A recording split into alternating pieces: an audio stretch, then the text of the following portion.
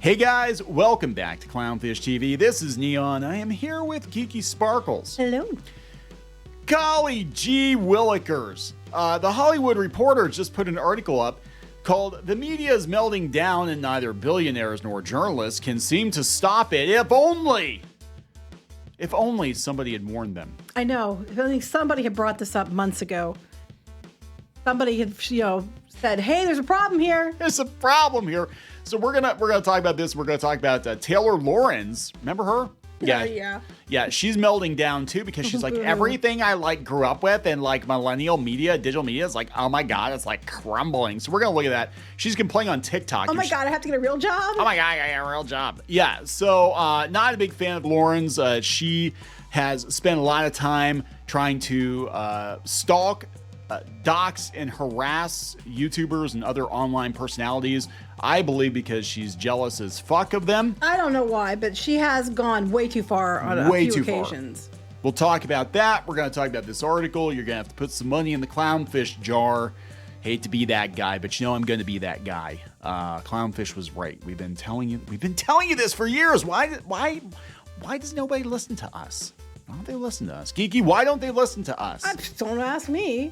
They could have, you could have learned to code. You don't listen to me half the time, so I mean... Well, I'm supposed to be the boss. I'm boss adjacent.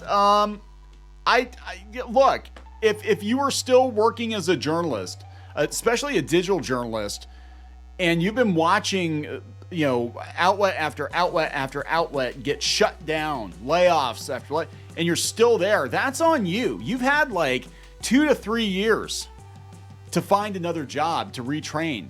You definitely got more notice than a lot of people get. You got a lot more notice. That's one thing. It's called reading the tea leaves, motherfucker. You got to look at where things are at. And if it's wow, the business segment that I am in, yes, it's contracting and long term, there might not be a future for me. Maybe, just maybe, it's time to look for something else. We're seeing it in the media. We're seeing it in Western comic books. But they don't listen. They're like, no, I went to school for this. So that means that job's going to be there forever.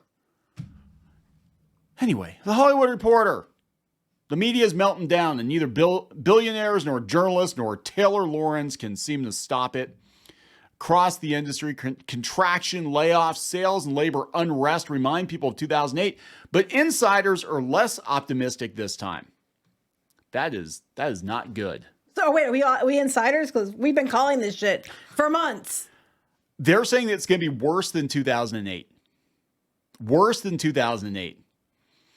But they're just they're all clueless. They're it wasn't all that long ago. Billionaires bought news outlets and stuff, and there was a hope of optimism. They had money to lose, and they earned their fortunes by creating something new. Maybe they could figure out a way to make media work. They didn't. That's why they're all leaving. Yeah. What about private equity? It's an industry. You mean venture capital? Venture capital, yeah. You blew through it because y'all wanted all these perks and you didn't want to actually, you all want the money, but you didn't want to actually perform. And now the people that were running ads don't have the money to run ads because the venture capital's gone and they have to actually perform. Well, they're saying right here on the Hollywood Reporter, they said, it seems no category of owner appears to be able to salvage a media business in decline, with business models still stuck in the past and editorial models built for a world before Facebook, TikTok, and artificial intelligence. Maybe AI, but the rest is bullshit. That's bullshit. There are BuzzFeed tailored to Facebook. They're still going under. Yeah. You're full of shit on that one. People are tuning out. People are getting their news elsewhere. I think that's what's going on. I think people got tired of certain publications having certain political bents, telling people certain things that not maybe true, maybe not. People got tired of it, and then they're going someplace else. That's just it. They don't want to look in the mirror and be like, hey, yeah, maybe it's us. Maybe we chased people off. Maybe we chased them to alternative media because we lied and we lied, we gave half truths, we sold out to corporations, we didn't tell you the full story, or it was just all rage bait or whatever. Yeah, clickbait. It's not just because the business model is stuck in the past. The reason billionaires can't, no, unfortunately the owners don't be able to salvage it. No, they can salvage it, but why would you throw more good money after bad for a bunch of people who demand the moon but deliver very little? So they said the media sector is facing a crisis unlike anything seen since the 2008 financial mess, with layoffs and cost cutting at every turn. It's bad. I mean, it's worse than 2008. I mean, that's obvious. 2008 was kind of like the retail apocalypse. Yeah, it wasn't really that much on media as much. No. But this feels different, especially in tech and media. And I honestly think a lot of it is just getting rid of dead weight. A lot of it is getting rid of the bloat. A lot of these publications have way too many people that don't bring anything to the table but problems and lawsuits, and they're getting rid of them. Like a lot of these game companies are actually doing really well. They're getting rid of people anyway. And a lot of people they're getting rid of, you look into it and they're like, oh yeah, these were like customer service people, or they were social media managers, or they were, what I'm saying? Like, I think they took a head count. They took stock of where they're at. And I'm not saying that good people aren't going to get caught up in this too, but I think they took a look at where they're at and they're like, okay, well, we don't need as many people. Who do we get rid of? Okay, this person's a freaking motor mouth, and this person, we got in a lawsuit because of, and this person doesn't work. They just want to take 3-hour lunches.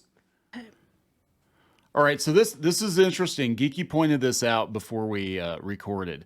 The cuts have all occurred in the backdrop of declining web readership at many major publishers over the past year, such as Meta, Instagram, and Facebook, and Google, as they try to keep consumers on their own platforms, while old standby referrers like Twitter and X no longer deliver as many readers, and the social media landscape fractures. So we've been talking about that. We've been talking about Facebook and them trying to keep people on their own site, not letting you leave the site for a while now, or not wanting you to take your views, the people that follow you off. Yeah, that's one big thing that's changed in the last couple of years. It used to be that Facebook was a huge referrer. They used to, push people, point people to other websites. Now they want to keep you on Facebook. Which we've said. Google wants to keep you on YouTube.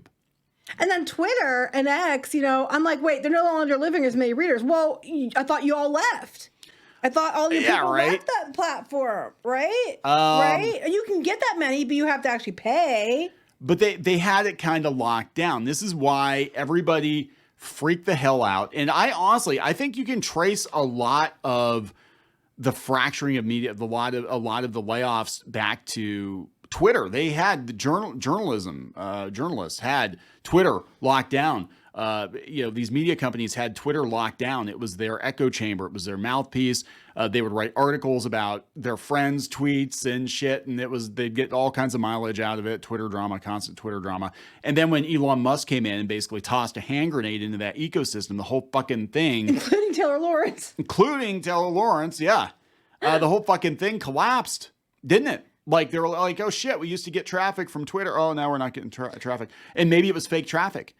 They're not bringing that up either. I think a lot of the traffic was fake to these websites. You look at how many people that have these like Rolling Stone has followers compared to the interaction. It's very questionable. Yeah. So they're like, oh, these early deals. We're talking about all these billionaires that bought these papers and stuff. And a lot of times it's just a vanity thing. They're like, oh, I get to own a football team and a newspaper. And again, when you're hemorrhaging money and the people are being very demanding, why would they step in to save you? Why would they throw more good money after bad? It's clear you're not doing what you need to do. It's clear you're costing them a lot of money. Why would they bail you out just to lose more money? Yeah, that's just and it. There's a lot of this mentality that, hey, we're losing money, but we get to work here because we said we should work here, and we should all get to still keep working here and get all the money we want, even though we're not delivering profits. And no business can stay in the negative forever. Yeah. Well, some of them try to on paper, but yeah, anyway, that's the thing. And we're starting to see that this year, especially as the venture capital runs out, everybody just suddenly decided, you know what? Yeah, this business has been losing money for like 5 or 10 years. Maybe it's time to, shut it down, sell it off, cut people loose. We got to do something. We actually have to turn a profit. Oh my God. We have to pay the bills. We have to turn a profit. And that's what they're all doing. And they all decided like at once, every one of them, once a couple did it, they're like, yeah, it's okay to lay people off. It's fine. Twitter, look what happens. You go in, you gut Twitter, you fire 3/4 of the staff and the thing still works. Oh, hey, we can do that too. You know? And that they all did like boom, boom, boom, boom, boom, boom. They all just started tossing people overboard. Wow. But they're talking about, Sports Illustrated. They're talking about, what's the other one here? Forbes is owned by some Hong Kong investment group now. They're cutting 3% of the staff. Well, part of your problem too is you have all these media outlets in the United States owned by foreign entities. Yeah. You know? Yeah. But it's so wild. And I do remember a time being an old head. I remember a time before all this digital journalism. And I remember how snarky these digital journals were. They're like, we're coming in and we're getting rid of the old heads and we're BuzzFeed. We're so much better than the Times. Code. Learn the code. Ha ha ha. You're old. So now you know what it's like. So let's take a look at Taylor Lorenz. I'm not going to run her whole video, but we'll listen to this because she's complaining now that, her peers are going to be out of work, that she doesn't know what she's going to, well, she's like got what, like Nepo baby money. I mean, she's good, but this is a woman who spent the last 5 or 6 years trying to destroy social media influencers because I think she honestly saw them as competition for her and her friends. And guess what? A lot of those people, they'll be okay. They'll be fine. Because they get paid directly in a lot of cases, like a lot of these journos that went to Substack and stuff like that. Like they get paid directly. People will actually pay them for their news, but they're probably not going to pay for your friends' hot takes or anything, right, Taylor? The entire journalism industry is basically in a free fall. No shit. What? Oh, you don't say. Today, the Los Angeles Times laid off 115 employees. They wiped out their entire DC bureau in an election year. Which I pointed out. Yeah, isn't that weird? That was kind of weird. It was weird, actually. They laid off pretty much all of their sports teams. They killed their entire tech and business section. They laid off breaking news writers, social media editors. The list goes on. The people that were probably the easiest to let go were the ones that caused problems. If I had to guess, she would be one of the first people I fired if she's working for me because she's constantly causing problems. She never would have worked for us. Yeah. But what's really dark is this is just the latest. Wait. What's really dark? Is that what she said? It's dark? Breaking news writers, social media editors. Yeah, the that's what she list said. goes on. But what's really dark is this is just the latest in months and months and months of layoffs. No. What? Really? What? Oh my God, this is the first we've heard of it.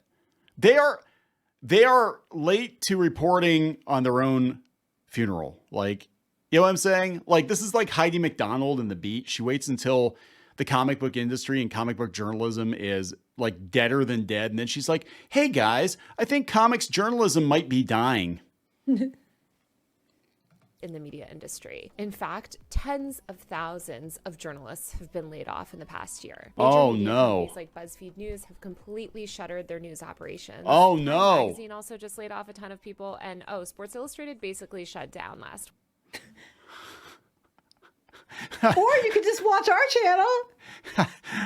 Oh my God, guys. Like, this is breaking news. Like, all my friends are like losing their jobs. And it's those damn YouTubers, those Johnny Depp YouTubers. It's all their fault. Week. Pretty much the entire digital media ecosystem that myself and a lot of other millennial journalists came up in has been completely hollowed out. And it's My sweet summer child. She doesn't remember a time before digital journalism. She doesn't remember. Oh my God, like, I'm a millennial. Like, oh my God, guys. Like, I grew up reading BuzzFeed and like BuzzFeed's gone. Oh my God. Oh my God. It's not just digital media sites. Local news has been obliterated. That's true. The newspaper industry is cratering. Newspaper industry cratered years ago. It's been cratering for decades. This is not new. Newspapers have been print papers have been shutting down for years. But she probably wouldn't know that because she was probably too little to remember. Like, oh my God. Read then. Oh my God, guys. Like, I remember when I was a kid, like we used to get our news like before iPhones. Used to come, well, before the iPhone 4, it used to come on like a paper. How and- quaint. How quaint. But it killed trees. So it's problematic. Yeah, why do you think I jumped ship from journalism? I jumped ship because... Years ago, because it was all shutting down. Yeah, and you know what I did? I learned the code. I got into web You development. literally did. I literally did, because... Oh my God. Just, You oh my literally did. God. Do we have to listen to any more of this shit? I don't know. Let's see if she gets any smarter. I don't think Radio so. is essentially dead, aside from NPR, which has been gutted. Meanwhile, hundreds of workers at Condé Nast, the And she's parent company of smiling pretty through much this. every major magazine, from GQ to Vogue to The New Yorker. She's smiling. She's like, oh my God, guys. It's like, I gotta look cute for TikTok. I'm like, bitch, you don't realize what position you and your friends are in. You're She like, does. That's why she's doing it on TikTok. Trying to be a journalist on TikTok now. but you're not gonna get paid on TikTok, are you? Nobody's gonna give you a brand deal. You're like poison. Like, everybody knows you're That's probably the why she's on TikTok. stalker doxy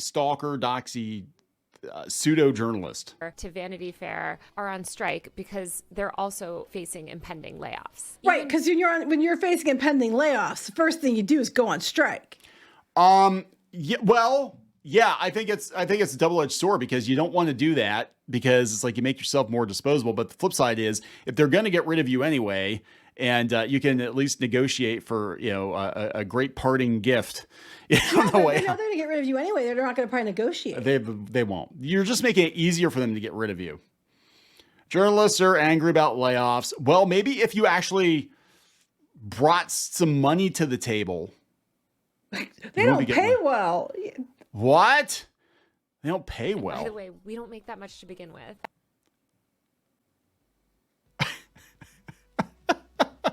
Like, I don't.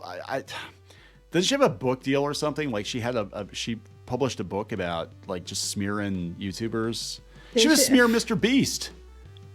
Yeah, Like- well, I think Mr. Beast has considerably more money and influence than she does. Which Oh, is yeah. probably why she's pissed. Yeah, she was smearing him when he was like, oh my God, he was maybe 18, 20 years old. It was a couple of years ago, and she was like going after him. Like, she basically just tries to hitch her wagon to some social media influencer Trying to boost herself. to boost herself, because she knew that journalism was imploding, right? I mean, she's pretty clueless, but she's not that clueless. So she knew, and she was trying to jump ship. She wanted to hitch her wagon to a bigger star to get herself boosted, so she could jump to being a TikTok celebrity or some stupid shit like that and sell some books, or I don't know what the fuck is going on. But look at her. She's like, oh my God, like the world's burning, and that's the look on her face. I'm like, it's over. Like, you guys, by the time you realized it was over, it was really, really over. Like, I mean, this is one of the biggest problems with mainstream media, is they're too late to the party. Well, initially they probably figured they could jump to something else, but you can't. There's nothing to jump to. They tried to, like a lot of these gaming news sites, they tried to pivot to video, and they tried to put their people on camera and do videos, and they were horrible at it. They were really, really bad at it. So here we are. Anyway, RIP, I guess. Are we gonna wrap this up? Mm-hmm. Let's wrap this up. Clownfish was right. Put some money in the jar. We'll talk to you later. Bye.